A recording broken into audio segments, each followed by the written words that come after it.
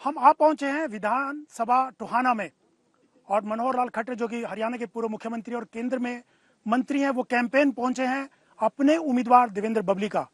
देवेंद्र बबली इससे पहले जेजेपी से विधायक रहे हैं। खट्टर साहब, आपका बहुत बहुत स्वागत है खाट पंचायत में। धन्यवाद अशोक जी, धन्यवाद। खट्टर साहब, लगातार हम लोग हरियाणा में खाट पंचायत और दूसरे कैंपेन कवर कर रहे हैं। इस बार आपको क्या लगता है, किसकी सरकार?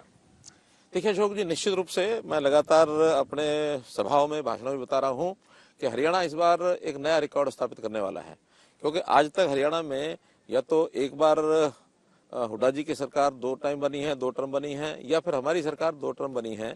लेकिन अब तीसरी टर्म लगातार हमारी सरकार बनेगी। हरियाणा एक नया रिकॉर्ड स्थापित करने वाला है। और हरियाणा के लोग तो बहुत सरल हृदय से हमेशा बोलते हैं कि भैया बीजेपी जो है ना, या बीजेपी या तो आवे नहीं, आवे तो जावे नहीं। अब हम आ गए हैं तो हम जाएंगे नहीं। और लगातार इसके भी कुछ कारण हैं, कुछ तर्क हैं। अगर आप कहें तो मैं 3-4 तर्क बताता हूँ इस विषय में। पहला तर्क ये है कि हमारे जो 10 साल के काम हैं वो इनके 10 सालों से भारी पड़ते हैं। और लगातार ये लोग अपने अपनी बातों पर तुलना भी कर रहे हैं। कुछ विषय ऐसे हैं जो जनता अब समझ चुकी है कि एक सरल जीवन जीने का जो रास्ता भारतीय जनता पार्टी ने दिखाया है वो इन्होंने कभी 10 साल सोचा भी नहीं है। दूसरा, आज से 2 महीने पहले, 2.5 महीने पहले इन्होंने एक अपनी कमजोरी दिखाते हुए जब ये कहा कि हमसे कोई आके गठबंधन कर ले, और कोई पार्टी जो है इनके साथ गठबंधन करने आई नहीं। क्योंकि सब पार्टियां कहती थी अगर डूबना ही है तो अकेले डूबेंगे, इनके साथ क्यों डूबेंगे, जबकि ये कहते हैं कि सनम खुद तो डूबेंगे, तुम्हें भी साथ लेके डूबेंगे। इसलिए कोई पार्टी इनके साथ यानी गठबंधन करने नहीं आई, जो इनकी कमजोरी का एक द्योतक है। तीसरा, हम पिछले 58 साल का हरियाणा का इतिहास देखते हैं। हरियाणा के इतिहास अगर आप देखेंगे तो 2 साल अगर छोड़ दें, 56 साल हरियाणा में जिस पार्टी की केंद्र में सरकार रही है उसी पार्टी की हरियाणा में सरकार आई है। ये 56 साल का रिकॉर्ड है। अब चूंकि लगातार तीसरी बार केंद्र में मोदी जी की सरकार है तो लगातार हरियाणा में भी तीसरी सरकार बनना ये तय है। जनता इसको समझती है। डबल इंजन सरकार के अपने लाभ होते हैं। क्योंकि जैसे आज मोदी जी के केंद्र में सरकार है तो केंद्र की योजनाएं ये जो जहां जहां बीजेपी के अतिरिक्त दूसरी पार्टियों की सरकारें हैं वो लागू ही नहीं करती हैं। चाहे उसमें पंजाब हो, चाहे उसमें हिमाचल हो, दिल्ली हो, वेस्ट बंगाल हो, कर्नाटक हो, ये सब लोग केंद्र की योजनाओं को लागू करने के लिए तैयार नहीं। हरियाणा की जनता इसको नहीं चाहेगी कि हमारे यहाँ लागू योजनाएं ना हो। हरियाणा की जनता बड़ी जागरूक है और निश्चित रूप से। लेकिन मनोहर लाल जी, जो सर्वे आ रहे हैं और कांग्रेस जो कह रही है कि इस बार बीजेपी का सफाया हो जाएगा और कांग्रेस की सरकार आने वाली है, क्योंकि 10 साल का जो शासन था बीजेपी का उससे जनता त्रस्त हो गई थी, सिर्फ वादे किए, इसके अलावा कुछ नहीं किया। मैंने भी वही बात पहले कही है कि हरियाणा की जनता बहुत राजनीतिक तौर पर जागरूक जनता है। और जागरूक जनता को पता है कि कांग्रेस के 10 साल के समय क्या हुआ था और हमने 10 साल में जो योजनाएं उनको दी, घर बैठे सब लोगों को घर बैठे काम होते हैं। इनकी तरह जो उस समय कमीशन एजेंट और बिचौलिए जो राज करते थे, उन बिचौलियों के चंगुल में यहाँ की जनता फंसी हुई थी। सब बाहर निकाल लिया हमने और हम घर बैठे, चाहे कोई बुजुर्ग है 60 साल का होते ही घर बैठे उसकी पेंशन बनती है, किसी को राशन कार्ड बनवाना है घर बैठे राशन कार्ड बनता है। जिन पोर्टल की बात करते हैं कि हम आएंगे और हम इस पोर्टल को खत्म कर देंगे, मैंने उस समय भी हुड्डा जी को कहा था कि आप इस बात को लगातार दोहराते रहना कि ये पोर्टल खत्म करेंगे। आप पोर्टल खत्म करने की बात करें, जनता आपको खत्म करेगी। सर्वे तो आपके खिलाफ आ रहे हैं सारे जितने सर्वे हैं। सर्वे भी ऊंचा बोले, जो कहते हैं ना थोथा चना बाजे घना। इन कांग्रेस के लोगों ने 6-8 महीने खूब शोर मचाया, सरकार हमारी आएगी, सरकार हमारी आएगी। लोग पूछते क्यों?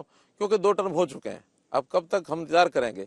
इनके कांग्रेस के लोगों से इंतजार करना ना करना जनता का कोई इसमें सरोकार नहीं है। ये बार बार बोलते हैं।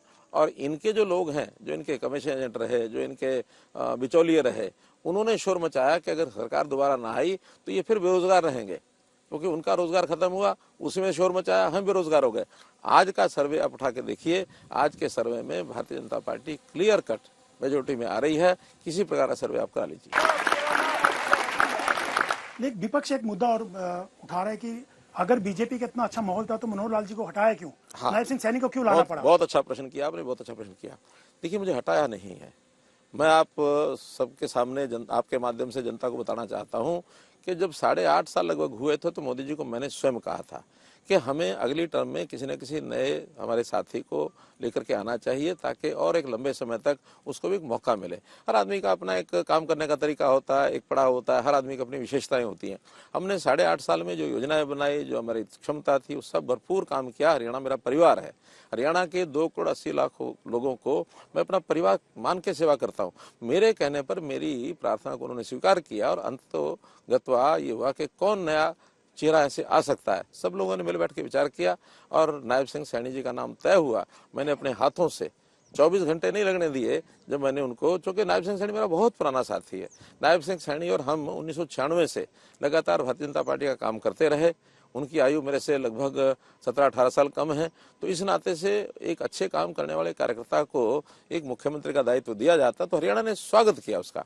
और स्वागत किया तो मैं तो कई मामलों में सोचता हूं कि मेरे से भी अच्छे उनके जो इस समय रिजल्ट आ रहे हैं, वो लोग उनको बहुत अच्छा एक नेता मानते हैं, पसंद करते हैं। तो निश्चित रूप से इसमें कुछ ना कुछ उनके आने के बाद बढ़ोतरी ही हुई है, कमी नहीं आई है। अगर आपकी लीडरशिप में चुनाव लड़ता तो वो ज्यादा बेहतर होता या नायब सिंह सैनी की लीडरशिप में लड़ा जा रहा है वो बेहतर है? हमारी जो चुनाव की पद्धति होती है वो पार्टी आधारित होती है, कार्यकर्ता आधारित होती है, कोई नेता आधारित नहीं होती है। हर नेता का अपना काम करने का तरीका, स्वभाव अलग हो सकता है, लेकिन पार्टी का जो बेस है, पार्टी का जो नेतृत्व है, पार्टी के जो काम करने की तरीका, हमारी उपलब्धियां, इन सब के आधार पर भारतीय जनता पार्टी हमेशा चुनाव लड़ती है। सारा देश इसको जानता है कि देश में जितने अच्छे काम भारतीय जनता पार्टी के शासनकाल में हुए हैं, उतने कांग्रेस तो कभी सोच ही नहीं सकती। मनोहर लाल जी, ये कहा जा रहा है कि आपकी पार्टी में एक तो बागी है जिनको टिकट नहीं मिला, वो नुकसान करेंगे। दूसरा, आपके यहाँ नायब सिंह सैनी फेस है मुख्यमंत्री का, पार्टी ने घोषणा की है।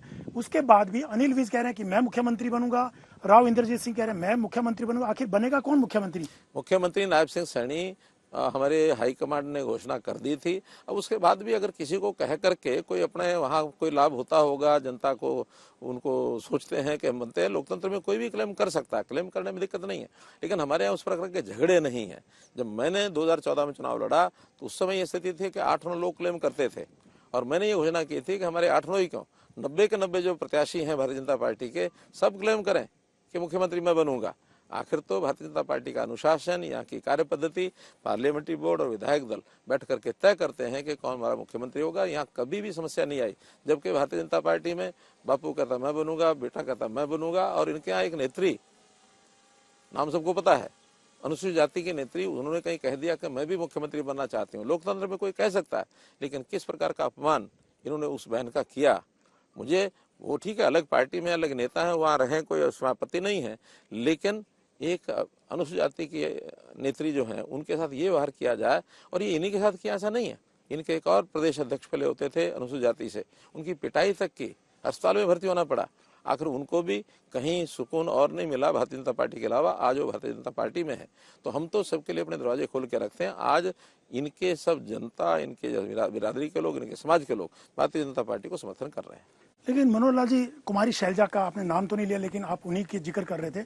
आपने उनको ऑफर किया कि पार्टी में आ जाएं, आपके साथ वहाँ ठीक व्यवहार नहीं हो रहा। ऑफर करता हूँ, लेकिन कुमारी शैलजा ने आपके प्रस्ताव को डिनाई कर दिया और कहा कि मेरा जो झंडा है कांग्रेस का, उसी में मेरी अंतिम यात्रा निकलेगी, मैं कांग्रेस छोड़ने वाली नहीं हूँ। तो कहीं ना कहीं पासा आपका जजमेंट ऑफ एरर रहा, क्या वजह रही? नहीं, ऐसा नहीं, पासा उल्टा हो गया। मैं तो ऑफर तो सबको करता हूँ, आपको भी ऑफर करता हूँ कि आइए भारतीय जनता पार्टी में, लेकिन आपका अपना काम है। आप कहेंगे मैं तो मीडिया का आदमी, मैं नहीं आता हूँ, मैं ठीक हूँ यहाँ। तो जो जहाँ होता है अपने आप को उस समय ठीक ही कहता है। लेकिन बहुत लोगों के लिए तो दरवाजा किसी का खुला ही नहीं होता। हमने तो अपने दरवाजे खोल के रखे हैं, जब कोई आएगा आएगा, नहीं आएगा तो अपनी जगह जहाँ बैठा हुआ अच्छा है। उन्होंने कहा है, बहुत अच्छी बात है। मैंने कभी कोई उनके खिलाफ ऐसी कोई टिप्पणी नहीं की है, या उनको कोई दुराग्रह मेरा नहीं है, या उनको कोई मैंने इस प्रकार का नहीं। हाँ, अगर वो उनको जो समस्याएं आई हैं, और उन्होंने बड़े हंस के जवाब दिया। मुझे पता है कि एक मीडिया के इवेंट में उनसे पूछा गया तो उन्होंने कहा कि नहीं, मैं तो यहीं ठीक हूँ, और आने वाले 2-3 दिन के अंदर और मैं जो प्रचार के लिए निकलूंगी। और उनके प्रचार में अब कैसा देखते हैं कि लगातार, यानी एक स्टेज तो ऐसा विषय है कि राहुल गांधी, हुड्डा जी का और इनका शैलजा जी का, इनका हाथ पकड़ के मिलवा रहे हैं, जबरदस्ती जैसे मिलवाना होता है। मन के अंदर भाव आता तो मिलता है हाथ, अगर मन से हाथ मिलाए बिना जबरदस्ती कोई मिलवाता है तो कब तक मिला रहेगा, ये तो आप भी जानते हैं, हम भी जानते हैं। तो आपको लगता है कि हरियाणा में इस बार के चुनाव मोदी का नाम या मनोहर लाल खट्टर और सैनी का काम, किसके सहारे आप नैया पार करने की कोशिश? देखिए, कोई एक सहारा नहीं होता है। जैसे मैंने बताया हमारा एक कलेक्टिव काम होता है। मोदी जी हमारे देश के नेता हैं, केंद्र सरकार उनके नाम से हमने बनाई है, हमारे केंद्र की 10 साल की उपलब्धियां हैं। वैसे हरियाणा में भी 10 साल की उपलब्धियां हैं। नेता नेशनल लेवल पर नेतृत्व होता है, उसके बाद बाकी सब पार्टी के काम होते हैं। तो पार्टी के काम में हमारे उपलब्धियां जो है उसको भी मानेंगे। जो काम नायब सिंह सैनी आज कर रहे हैं वो भी जनता के सामने है, जो हमने किया वो भी जनता के सामने है। जनता कुल मिलाकर के एक सामूहिकता के अंदर हम लोगों को देखती है, और सामूहिकता में आज हमारे किसी भी नेता को उसके बारे में कभी गलत जनता नहीं सोचती है। मेरे समय में जो काम हुए वो भी सरकार ने किए, आज जो काम हो रहे हैं वो भी सरकार कर रही है। स्वभाव जैसे मैंने बताया कि एक अच्छे व्यक्ति के नाते से उनका अब स्वीकार्यता, बहुत से समीकरण भी होते हैं, उन समीकरण के नाते से भी नायब सिंह सैनी जी की स्वीकार्यता अच्छी है और उनके नेतृत्व में हमको लाभ मिला। जेजेपी और आईएनएलडी किस ढंग से देखते हैं चुनाव में, उनकी क्या भूमिका आपको लगती है? वोट काटने वाली भूमिका है। मुकाबला तो कोई उनका बीच में मुख्य मुकाबले में तो है नहीं। मुख्य मुकाबले में कांग्रेस बीजेपी कांग्रेस अलग अलग जगह पर अलग अलग समीकरण, आमने सामने की लड़ाई है। लेकिन कहीं कहीं वोट काट रहे हैं। हो सकता है एक दो स्थानों के ऊपर कहीं चुनाव जीत भी सकते हैं, ऐसा नहीं कि नहीं जीत सकते, लेकिन इतना मार्जिनल उनका वो रहेगा स्थान कि जिसमें से कोई भूमिका उनकी बहुत बड़ी नहीं। लेकिन जेजेपी और अभय चौटाला, दुष्यंत और अभय ने साफ तौर से कहा कि इस बार चाबी हमारे पास है, दोनों क्लेम कर रहे हैं और मुख्यमंत्री वही बनेंगे। तो आपको लगता है कि जिस बार पिछली बार आपने 2019 में जेजेपी के साथ मिलकर सरकार बनाई, क्या इस बार भी ऐसे हालात बन सकते हैं? ख्याल में डूबना कोई गलत बात थोड़ी है। पुलावी वो क्या कहते हैं कि ख्याली पुलाव कोई भी बनाए, कोई आपत्ति नहीं है। नहीं तो दोनों को आप नहीं मानते कि चाबी उनके पास है? कहीं नहीं है, कहीं नहीं।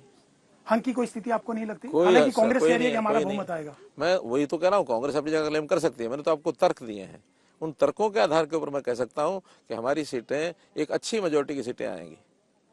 और मैंने तो कल अपने यहाँ बहुत से मैं कल पूरा दिन दिल्ली में इसी काम के लिए था कि बहुत सी एजेंसीज, बहुत से हमारे कार्यकर्ता, बहुत से कैंडिडेट, सबसे पूछ करके, और मैं जो रिजल्ट देख रहा हूँ वो भारतीय जनता पार्टी की सरकार को देख रहा हूँ। लेकिन आप कह रहे हैं छोटी पार्टियों की कोई भूमिका रहने वाली नहीं है, वोट कटुआ है। लेकिन राहुल गांधी ने कल हरियाणा में रोहतक से उन्होंने रोड शो, अंबाला से रोड शो किया था।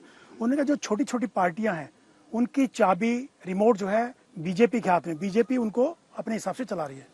नहीं, कोई ऐसा विषय नहीं है। हम ना कोई छोटी पार्टी के साथ हमारे चलने का कोई विषय है। ये ठीक बात है कि जब हमारी मेजोरिटी पिछली बार 2019 में नहीं आई, हमारा कोई प्री पोल गठबंधन नहीं था, पोस्ट पोल आखिर सरकार बनाने के लिए जब आवश्यकता होती है तो लोकतंत्र है। लोकतंत्र में हाफ मार्क को पार करने के लिए हमको जेजेपी के साथ गठबंधन करना पड़ा, लेकिन इस बार ऐसी कोई स्थिति नहीं है। हाफ मार्क से ऊपर हम स्वयं लगभग 50 से ऊपर सीटें हमारी आ रही हैं, ये मेरा दावा है। प्रियंका गांधी भी कह रही है कि कांग्रेस की सरकार आ रही है और बीजेपी जा रही है, क्योंकि 10 सालों में सिवाय प्रदेश की जनता को अपमान देने के और कुछ नहीं किया। अपमान की कहानियां तो उनको मैंने सुना दी। पिछले 10 साल में उन्होंने क्या किया, अब वो पार्टी में क्या कर रहे हैं। मिर्चपुर कांड उनके समय हुआ, गोहाना कांड उनके समय हुआ, और जिन चीजों का उन्होंने समस्याओं को दबा के रखा हुआ था वो समस्याएं हमने कभी दबाई नहीं। हमने उसका प्रत्यक्ष जो भी कोई निर्णय होने थे निर्णय किए।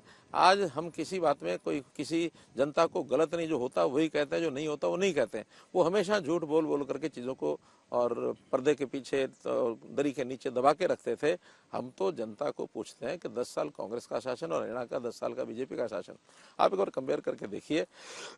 जनता आज सुख महसूस करती है। नौकरियों का विषय ले लीजिए, यानी बिना पर्ची बिना खर्ची का विषय सिर चढ़ के बोल रहा है, सिर चढ़ के जनता के ऊपर बोल रहा है। और वो क्या करते हैं, आज भी वो कहते हैं हम नौकरियां देंगे और हमारे विधायक हैं वो नौकरियों को बांटेंगे, 2000 ये ले जाएगा, 1000 वो ले जाएगा, फिर हम अपने अपनों को जैसे रेवड़ियां बांटने का काम होता है, अपने अपनों को रेवड़ियां देंगे।